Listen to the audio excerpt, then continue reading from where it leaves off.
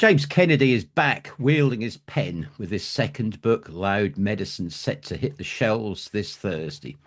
If Noise Damage was James's story so far, then Loud Medicine is his powerful manifesto, smashing rock and roll fantasies and capturing the struggle and dream of music's underdogs in the raw. Love it. James, welcome back to Metal Talk. Oh man, thank you so much for having us, man. It's always a pleasure. Great, great, great. Oh, no, Loud Medicine. Yeah, it's a really cool read. Yeah, often funny, quite scary at times. Would you describe it as your unveiling and unmasking of the state of the music industry?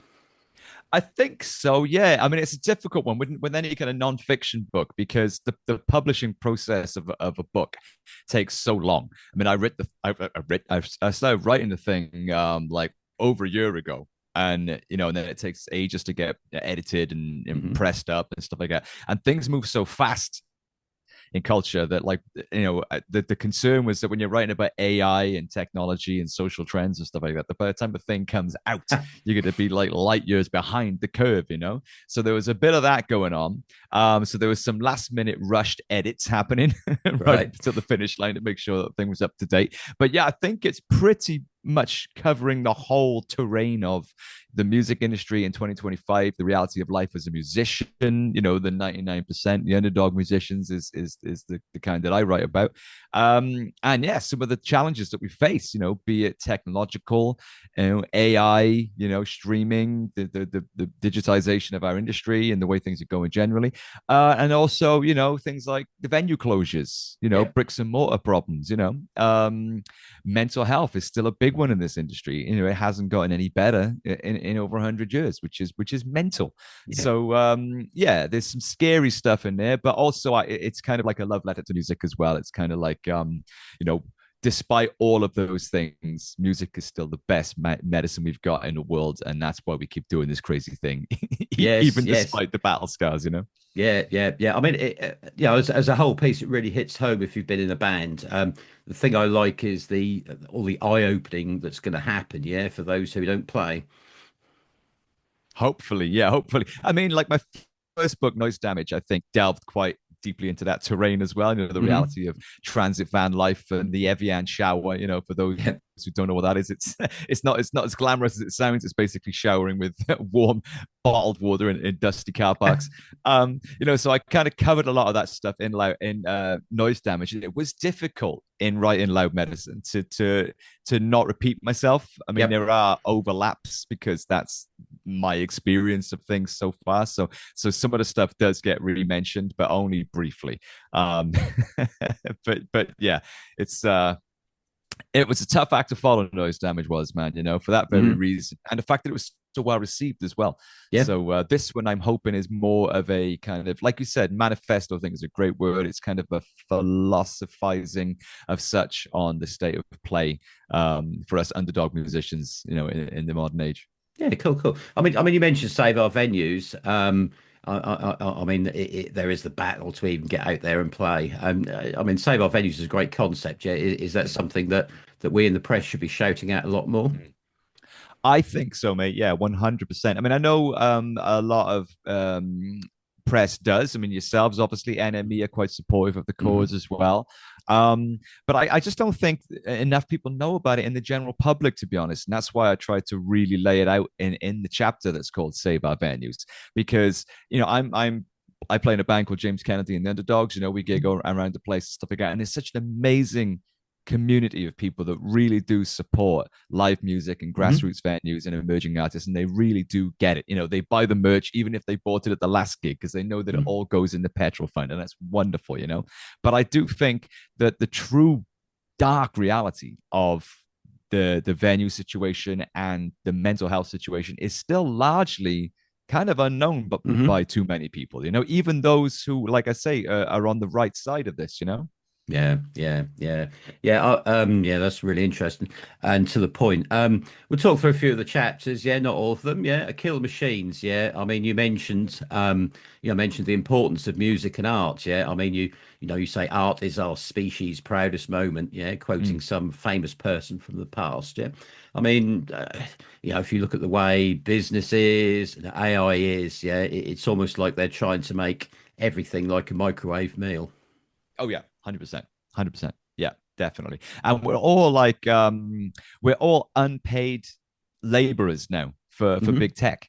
You know, all Yeah. of us put content on, whether you're an artist or whether you're just putting pictures, you know, of your breakfast or your dog or whatever. I mean, these platforms, like Spotify included, Spotify, Meta, you know, YouTube, all of them, they don't actually create any content of their own. They're Hmm. the biggest content providers in the history of the world, and they don't actually create anything. All of us do that, and hardly anybody gets paid for the hours of time that they put into creating content for these things. We're all unpaid laborers now for big tech corporations, and that's a mental place to be, and it has a really detrimental effect on everybody's mental health. I think, you know, the Yeah. validation by, you know, likes and comments and engagements, and the need to degrade yourself to the lowest common denominator to try and Hmm. get engagement. Someone like me who's very politically outspoken, I've got to bear that in mind now before I post. Like, Hmm. oh, you know, is this just going to get me shadow banned again? Is this going to make my page invisible when I've got a book to promote? So maybe I won't mention this issue around this time. You know, you start self-censoring yourself, and it's kind of like censorship by algorithm. Yep. So, but yeah, I think that it's I think everybody's feeling it. You know, I think social media had its kind of day in the sun when it was fun and it was useful and it was powerful. Mhm. And now, like everything else, like every good idea, it's just being kind of co-opted by the powers that be. And yeah, I've very radically changed my position on it all now, as you know, over the past few years since Noise Damage came out, where I was quite highly Yeah. praising the modern Yeah. people. Yeah. I've now done a kind of a 180 on it where I see how destructive it's now become. And in that chapter, Kill the Machines, I very much espouse the idea of just fucking unplugging, you know, put a physical record on, put the phone in the drawer, turn it off, pretend it's 1995 again before everything got complicated. Sit back with friends, listen to music through actual speakers, let the Hmm. air move around you, Yeah. and remember what it's like to sit around the campfire being a human being again. You know what I mean? Fuck the Yeah. billionaires. Yeah, I mean it's interesting. You talk about the algorithm. I mean, I've read interviews with people in some of the poorest parts of the world. You know, when they've like attempted suicide because they've been watching some of the videos that people try and put up on Facebook. Yeah, but then you also see Yep. the other part with the myriad of accept Netflix documentary claims that are flying around at the moment. Yeah. Yes. Yes. And obviously, you talk about streaming, and that could be an interview in its on its own. Yeah, I mean, Yep. I've got a bit of an issue with PRS. I'm also a tech guy, computer tech guy. You So, are. I mean, if you look at the top 100 albums and see the number of compilation albums there, my question is, if I play Go Your Own Way, does it go against Rumour's album or the Don't Stop compilation? Yeah, I mean, Mm, are Fleetwood Mac songs double counted? Yeah, I mean, I want to see the code that tech is reporting this. right. It's such a mess, to be honest, because I still own a music publishing company. Hmm. So I get massive scrolls of statements with like loads of data that I can't make any head or tail of. Hmm. And you know, I'm you know working with one of the biggest independent music publishers in the game.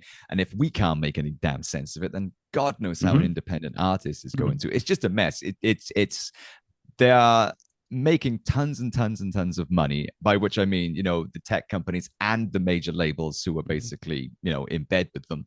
Um, they're making all the money. The rest of us haven't got a clue whether we're making money, Yeah. where that money's going. Is that Hmm. our song or is that somebody else's song? I mean, I've got an issue that I share the same name as, quite an infamous DJ in America. Okay. Um, and if you share my music on Instagram or Facebook and then click on the artist page, it goes to him. So is he getting my royalties? There's no way to appeal that. Yeah. There's no you can't message like support at facebook.com. Excuse me, there's an error.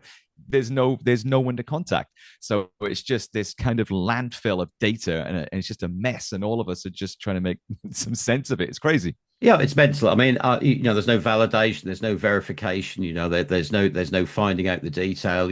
I mean, double counting. I've worked for businesses that have had problems before. Yeah, because of a Cartesian join. Yeah, and they've ended up paying invoices twice. Right. It's absolutely quite possible to do. Yeah. Yeah.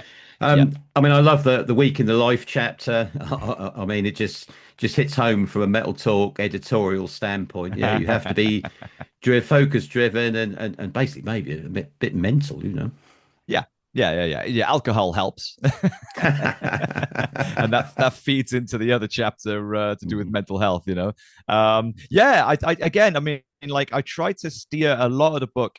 I want to obviously speak to my community and my fellow musicians, but I Mhm. also want to kind of speak to the broader music loving Mhm. public as well, who want the best for their favorite artists. They want to know how best to support them and do their bit. And I know that everybody does because I meet them every time we do a show. But I still think there's so much like there's such a still a lack of understanding of in amongst the general public is like how hard artists have to work Mhm. now. Yep. Everybody thinks your life is glamorous, and you can't Mhm. complain about it because people are like, well, I work 9 to 5 in a factory or busting my Mhm. ass, in an office job, and you're like singing on stage up in lights with people giving you free drinks and everything. Well, Mhm. can hardly complain, and I do understand that, but people I don't think really understand that behind that perception of glamour, even at like an emerging band level, Mhm. you're just having a great time with your pals. Yep. Behind that is a ton of very isolatory grind and graft that goes unnoticed. Again, it comes back to that social media thing. People Yep. only share, their greatest hits of the day. Yeah. They don't Yeah. put, to like, sitting there for 12 hours a day making videos for no Mhm. money, Yep. trying to then Yep. juggle bits of money like teaching or maybe singing Wonderwall 15,000 times in a month, just to try and pay your rent or whatever. It's an endless, like constant 24/7 like gig basically, Mhm. and that takes its toll after a while. Yep. I don't think enough people realize the actual the difference between how people think all musicians live and the reality of how most musicians actually live. Mhm. Well, you're talking like over 18-hour days, I think your Sunday was about a 13-hour day, yeah, which is Yeah, which is and almost like a half day, yeah. it like that chapter is all based on actual days of my Hmm. life, not recently, but about Yeah. 10 years Yeah, ago. yeah, yeah, yeah, And it's yeah. worse now. That's the thing, it's worse for people now. Yeah. So I mean, God, I mean, I'm lucky that like I'm sort of through that part of my journey now. But I mean, for Mhm. people at that place now, Yep. God help them, man. You know what I mean? It's like, but Mm. yeah, that chapter is it might seem a bit extreme for some people that I was Hmm. working, sort of like 22-hour days and stuff like that. But Hmm. that is God's honest truth. They Hmm. are all actual experiences that I actually lived and put in that chapter. Yeah, I mean, I can accept it and believe that, when you've got so much flying around your head. Hunter's Hallway is a great chapter. I mean, there's a good balance of truth and humor in there. So I'm thinking of your quote, major retailers, money grabbing wankers. Yeah, yeah, I think that's fair. Mhm. I'd have to pull you up slightly on the blueprint, though. Yeah. I mean, it was through a PR company that I first came across you with your book. Yep. Mm, So, okay. but I have seen the other side where you can get really thin detail on the press releases that come through. Yeah. That so much Mm. so that there's virtually no information there. So I can certainly see, and I don't necessarily disagree with you, but Well, do you know what? That part where I talk about PR companies was actually quite heavily edited right. because there was 3 rounds of editing with this book, and there were 2 different editors involved with it because it's come out on University Press, so they're Okay. very thorough with their editing. And that segment that you're talking about, where I basically eviscerate everybody involved in PR, was Yeah. actually about 10 times harsher. Like I Really? went hard, yeah. Right. And then they Okay. said, look, and then the edited notes came back and they were like, "Do you want to rethink this because surely they're not all bad?" And I was like, "No, I suppose you're right. They're not all bad." But anyone that's read my last book will know that I've had a dire life experience with PR companies, Hmm. time after time after time after Hmm. time, every single time, and I've used them a lot. Every single time, it's been nothing short of absolutely horrifically bad experience. So I suppose I was projecting a little bit of my own sort of Angst. need for angst and anger and need for catharsis into that. I know they're not all bad, but I do think that they're all bad. Hey, that's fine. It was just the obvious, one to throw back at you. I mean, but the chapter finishes, yeah, on the positive. Yeah, you're talking about how you need to adapt to change and things like that. Yeah, so it's not all a moan fest, is it? I try to make it constructive. I mean, like I Hmm. was basically the things that I slag off in that chapter and throughout the book.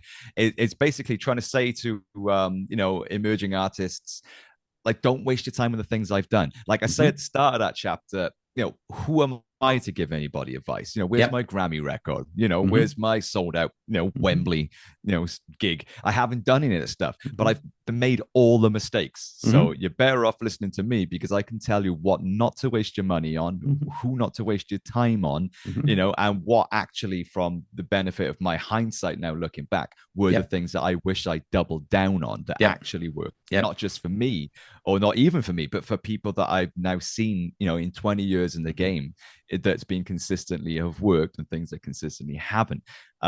So yeah, I do slag a few things off at the start of that chapter, but it's kind of like, let's get those things out of the way. Let's deal with them. You don't need this. You don't need that. You don't need the other. Okay, so now what do you do? Yeah. And then I kind of lay out a blueprint forward.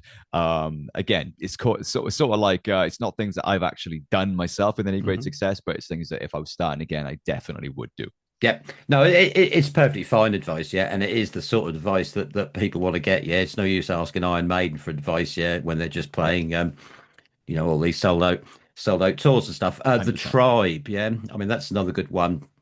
That's something that's really would be really interesting for the people who are non-musicians, not in bands, yeah. So it's kind of the Bible of if you discover a new band, a small band that you like, it's kind of the Bible of what you can really do to kind of help and support them. I think it lays it Yeah. out really good, yeah.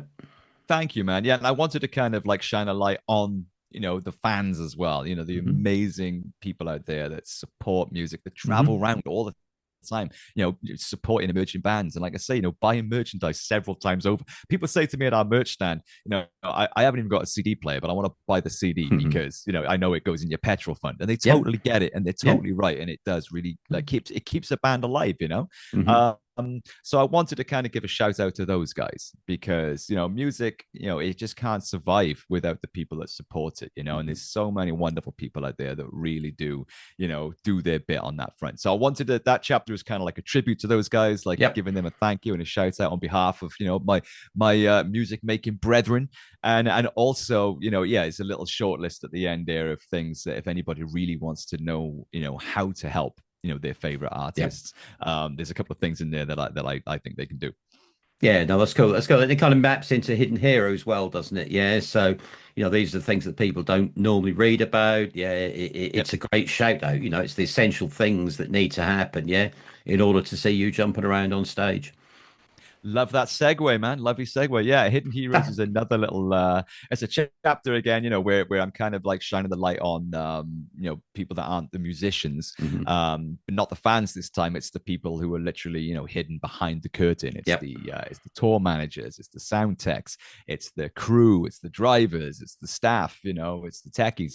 And I interviewed four awesome dudes in that chapter. Hmm. It's the only chapter that's actually got other people's contribution where I'm Hmm. interviewing people, and I pulled in four of my mates, to give us the lowdown. You mentioned Iron Maiden there. One of the guys Hmm. I interviewed was actually Yannick Gears' guitar tech, my good friend, Mr. Eddie Marsh, Right. Okay. first bass player in James Kennedy and the Underdogs as well. Hmm. And he gives the lowdown on what touring with a band like Iron Maiden is like, which Hmm. is fucking interesting, to be honest. Yeah.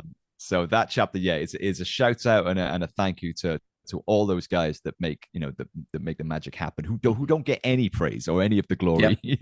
Yeah. Yeah. Yeah. Yeah. When the artist is drinking cold beers after the gig, they're lugging flight cases and putting everything back away again.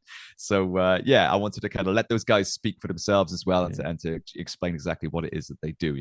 Yeah, no, it's something that's very important. If you watch the band, you can actually see them, yeah, because the lights are working, yeah, and or you Yes. can actually hear them, yeah. You can hear the singer, Yeah. you can hear the drums, yeah. It's really important. Like I say, yeah, I love the book, yeah. I love the level of humor and I love the level of detail, yeah. And it really comes across with a message to support artists, yeah, by physical.